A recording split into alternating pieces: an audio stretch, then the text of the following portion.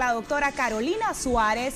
Ella es nutricionista y nos va a hablar de un tema sumamente importante. Mucha atención, padres de familia. Vamos a tocar el tema de la obesidad infantil. Primero queremos darle la bienvenida y para nosotros pues nos sentimos muy alegres que usted esté aquí todas las cuando nos pueda acompañar, ¿verdad, doctora? Ya ha venido en otras ocasiones, así que vamos a tomar este tema muy importante. Kenneth, que tú eres padre de familia, me imagino que te interesa muchísimo. Así es, claro que sí, doctora. Lo primero que queremos definir es ¿qué es obesidad infantil? La obesidad infantil es la acumulación excesiva de grasa, ¿verdad?, en el organismo, y lo determinamos de acuerdo al índice de masa corporal, ya cuando está pasando de un 30%, ¿verdad? ¿De masa corporal? De masa corporal, sí. Quiero agregarles una información que estuve viendo, y es que yo le comentaba antes de entrar a cámara a la doctora y a ti, Kenneth, también, que 8 de cada 10 niños en Honduras padecen de obesidad, y también que esto ya se está convirtiendo en una pandemia en nuestro país y que ha encendido las alarmas, no solamente de los padres de familia, sino que de ustedes, los médicos que tratan este tipo de enfermedades. Así es, recientemente, la Organización Mundial para la Salud está haciendo conciencia a los padres, ¿verdad?, para que podamos tener el cuidado con nuestros hijos en cuanto a la alimentación, para podernos evitar efectos secundarios, ¿verdad?, como por ejemplo la diabetes, la hipertensión. En las niñas, por ejemplo, puede incurrir en el retraso del periodo menstrual. Estábamos también analizando que ellos estiman que para el 2015 va a ser una de las causas más grandes en cuanto a problemas de salud. Terriblemente. ¿Y cómo nosotros, somos padres de familia, ahora mismo, sobre todo los que están en casa viendo el programa, cómo identificamos que nuestros hijos son propensos o van en el camino hacia la obesidad si aún no lo son? Ok, esa es una pregunta muy importante. Se puede identificar, digamos, una probabilidad, ¿verdad? Es cuando el padre es obeso, el niño tiene una probabilidad de ser el 50% obeso. Okay. Y cuando los dos padres son obesos, el niño corre riesgo de ser el 100% obeso. Okay. Es importante también que la obesidad infantil se puede dar en un 1% por factor herencia. De ahí todo se requiere en cuanto al ambiente. A los hábitos alimenticios. A los hábitos alimenticios, ¿verdad? Entonces eso tenemos que tener una precaución ahí.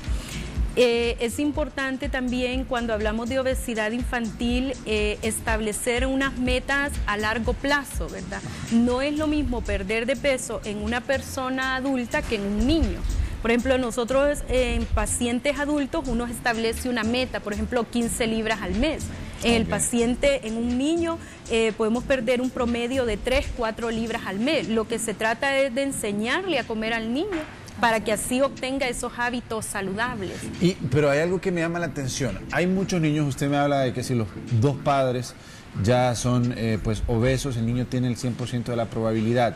Pero ¿cómo, aún sabiendo que existe esta probabilidad y que el niño puede ser obeso, cómo yo detengo ese ciclo? ¿A través de qué? ¿Cuáles son las medidas que los padres de familia pueden tomar al respecto? Porque hay que recalcar que aquí en nuestro país muchas madres creen que cuando los niños están gorditos, eso es un sinónimo de salud, que nada que ver, ¿no? No es lo cierto. Eso se manejaba en tiempo antiguo, o sea, que el niño que estaba gordito era el que estaba más sano.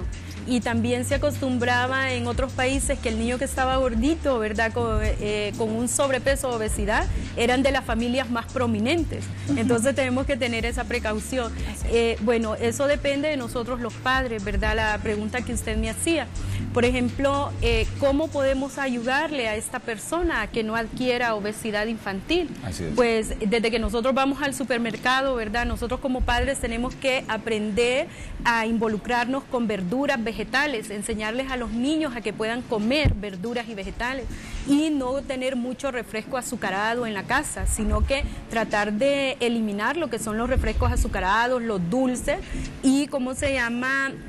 También hay padres que digamos que cuando el niño lo castigan le dan como recompensa una galleta, un chocolate. Entonces tenemos que tener esa precaución en cuanto a eso. Y el tema del ejemplo como padres, porque nuestros hijos siguen nuestros patrones. El tema del ejemplo, por ejemplo, yo no puedo decirle a mi hijo que coma saludable si yo como otras cosas y él las está viendo? ¿Cómo manejamos eso? Porque es bien difícil, sobre todo cuando ya tenemos hábitos de vida, llega un niño a la casa, al hogar, crece y nosotros seguimos con los mismos hábitos de vida que nos han llevado a la obesidad y nos han llevado a los trastornos alimenticios. Pero para que mi hijo vea ese ejemplo, ¿cómo puedo manejar esa situación? Bueno, primero hacerle conciencia, en el caso suyo como padre, ¿verdad? Hacerle conciencia que usted tiene que cuidarse, que al usted cuidarse, usted va a evitar muchas enfermedades, ¿verdad? Va, ¿cómo se llama?, a evitar lo que es diabetes, va a evitar lo que es hipertensión, en algunos casos va a evitar a lo que es el cáncer. Entonces, eso es importante que usted tome conciencia como padre. Por lo general, cuando uno va a colocar un bebé en plan alimenticio, tiene que involucrarse el papá en el plan alimenticio para obtener un buen resultado. Y enseñarle a usted, por ejemplo, a que desayune, porque la mayoría de nuestros pacientes son obesos porque no desayunan. Entonces usted tiene que aprender a desayunar con su hijo, a tener esos momentos de familia, a desayunar, luego cada 3 horas después de su desayuno hacer su merienda, tener su almuerzo a las 3 horas después de la merienda y luego otra merienda media tarde y luego tener lo que es su cena. Ahora, como padre también usted, aparte de que le está enseñando en su alimentación, a enseñarle a que sea activo, a que no permanezca en los videojuegos, frente al televisor, sino que enseñarle y recalcarle que él puede ir a hacer ejercicio. Por ejemplo, andar en bicicleta, salir a caminar. Esas son cosas que uno les va ayudando a los niños para obtener un buen resultado. También pienso, doctora, agregando lo que usted comenta y Kenneth también, la loncherita forma parte fundamental de la comida de los niños y los papás, ahora que ya se están preparando para que sus niños entren a clase, eso es fundamental. Muchos padres, por quizá la ajetreada vida, muchas actividades que hacer, por el trabajo, no les da tiempo de preparar una loncherita que sea adecuada, sino que les ponen pues un churrito o cualquier otra cosa que les saque del apuro. Importante entonces organizarse e incluir todo lo que usted acaba de mencionar, las frutas, las verduras, prepararle. Yo creo que también los niños todo es visual, entonces hay que hacerle figuritas, hay que ver, los padres de familia tienen que dejar volar su creatividad para que los niños puedan alimentarse de una mejor forma. Eso es importante, ese punto que usted tocó, o sea, nosotros como padres tenemos que saber servirle la comida al niño. Si nosotros como padres no sabemos servir la comida de aquel niño, entonces el niño va a rechazar las verduras, va a rechazar el tipo de alimentación. Entonces, y es bueno también involucrarlo, por ejemplo, cuando lleva la merienda, colocarle su refresco natural, ¿verdad? Le puede colocar lo que es una fruta, una manzana, un yogur, enseñarle al niño a que coma eso, ¿verdad? Excelente. Bueno, muy buenos consejos. Por supuesto. Yo en lo personal utilizo mucha fruta, mucho yogur, frescos naturales, como usted dice, con mis hijos. Así es. Cuesta un poco alejarlos de los dulces, ¿verdad? Porque es algo natural. Sí. El niño le encantan los dulces. Pero creo que con un poco de disciplina uno lo puede lograr. Así es, ese punto que usted tocó también es muy importante. Los dulces, nosotros a los niños no les podemos quitar el dulce de un solo, porque se va a crear con aquella ansiedad por comerlo. Entonces usted tiene que írselo bajando gradualmente, ¿verdad? Irlo sustituyendo por una fruta, pero no quitarlo de un solo, porque si no él va a entrar en ansiedad y lo va a querer comer.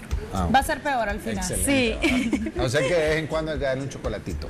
Ahora, ¿se recomienda esto? No sé, usted acláreme porque usted es la experta y yo no tengo mucho conocimiento, pero leí una información que dice que en lugar de darle un dulce como un bombón o unos confites, es mejor darle un chocolate porque tiene cacao y otros minerales que le pueden ayudar. Sí, eso, digamos, puede darle un chocolate, ¿verdad? Siempre y cuando sea baja en grasa. Y hay chocolates ahorita en el mercado que están riquísimos. El niño no va a sentir la diferencia, porque el chocolate también lo que hace es, nos va a estimular, ¿verdad? Y nos va a ayudar también como energizante. Entonces tenemos que tener esa precaución ahí. Excelente. Buenísimos consejos, Kenneth, y atención, padres de familia. Ahora que sus niños van a entrar pues al periodo escolar, lo importante, doctora, también es hacer un chequeo general que el médico sea la persona quien le ayude para lograr esas metas y para que su niño inicie pues este año con todo. Así es, ese también es un punto muy importante.